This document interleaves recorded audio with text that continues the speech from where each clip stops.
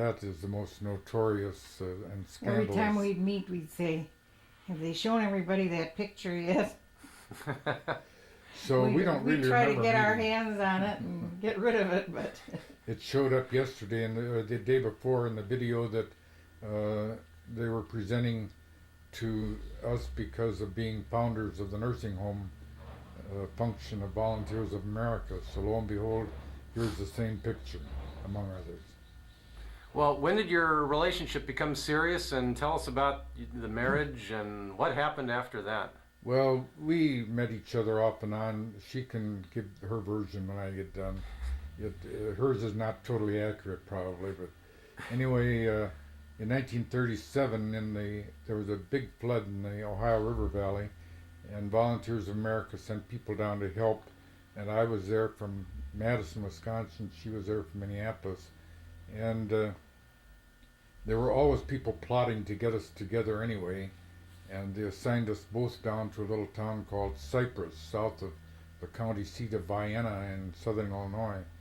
And so we got better acquainted there, and that was in 37. So you can see that things had to move along.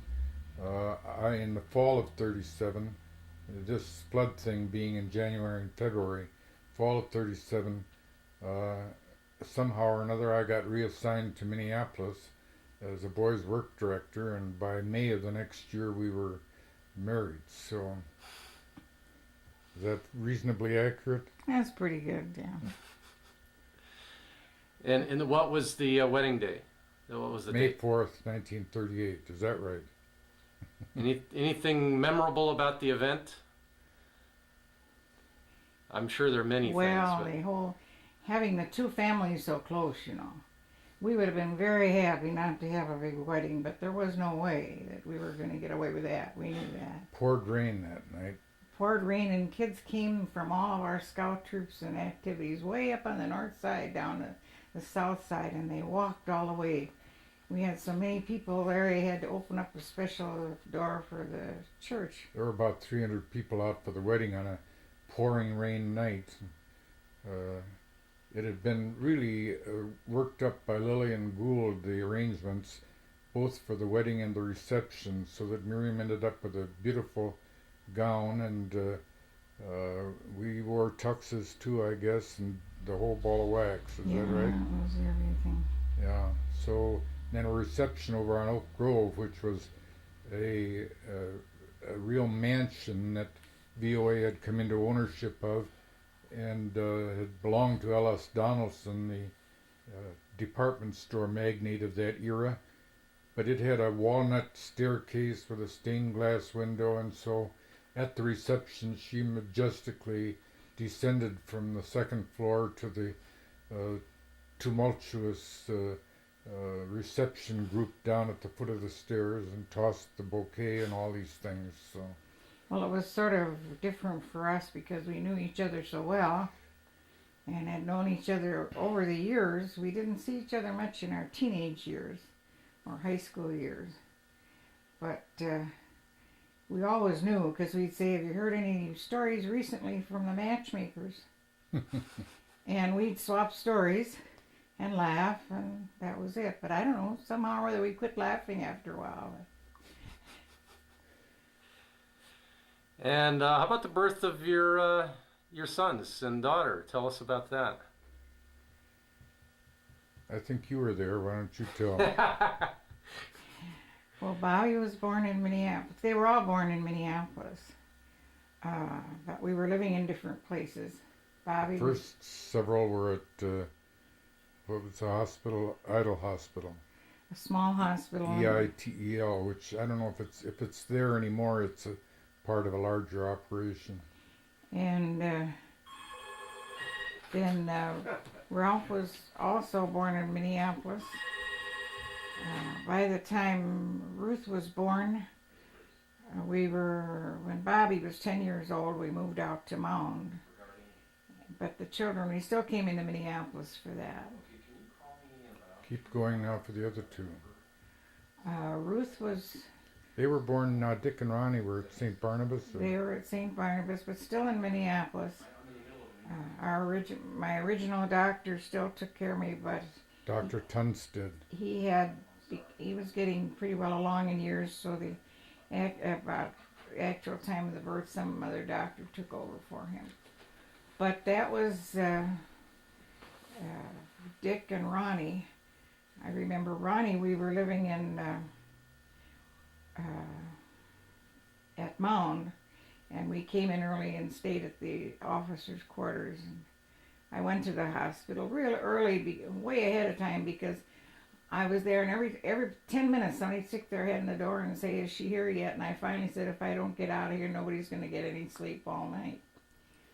But so it was we were all living in what they called the officers' quarters. We had the whole third floor of the building. That was that Oak Grove building that I mentioned in the wedding affair. Incidentally, Dr. Tunstead, who was probably the most capable gynecologist and what do you call the doctor that delivers babies, same thing, but obstetrician, and in town, and he it was quite expensive to get a doctor that good for the whole season of the prenatal and birth process. Why, he charged $50.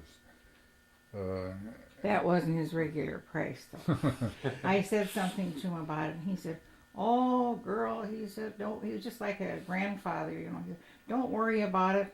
I make up for it on other people that have more money." And we had insurance that let us get a private room, and that was normally about $6-7 a day because of the rather plush arrangements. The other thing is that a mother was accorded the luxury of staying in the hospital for a week or so after a birth, and recuperating these days are expected to do it on much less time. Dr. Tunstead had worked everything he could to keep mother there longer. He said, "You have had a hard time the last 9 months. You deserve to have a rest. Stay here." Well, so I had another interruption, but were you able to get through a description of the birth of all the children? Yeah, I think we counted up to 5. Good. Why don't you tell us together the story of getting involved very actively in the Volunteers of America, if you can capsulize that. I think before we leave this subject, I think there's one thing that's interesting, is that my mother and dad were, what do you call them, the witnesses for the wedding of Bob's mother and dad, and vice versa. Bob's mother and dad stood up for my mother and dad. Her father never hung around after she was born. I don't know if he saw her and ran away, or decided he didn't care for the burden of fatherhood, but it meant that Miriam's mother really struggled with the single mother or mother alone responsibilities. She was not single, but she was alone. But her sister Eva and sister Ruth on occasion were very supportive, and there was lots of family around all the time. My grandfather too. Yeah, my grandfather was there. But my mother, actually my dad and Bob's dad were good friends, and that's why the 4 of them were together so much. As far as Volunteers of America is concerned, we were involved with the mission work first in Minneapolis at the same place we were talking about, 9 North 2nd Street.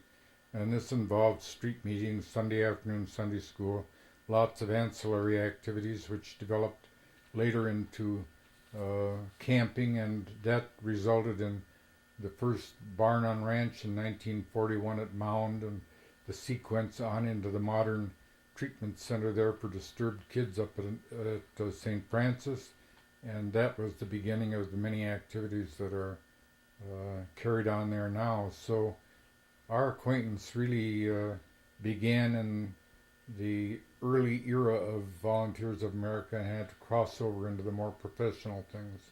Mm-hmm.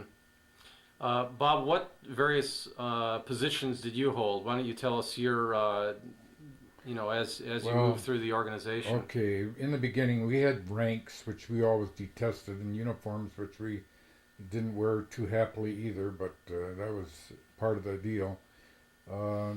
And we were both lieutenants and captains and whatever, and never paid much attention to that.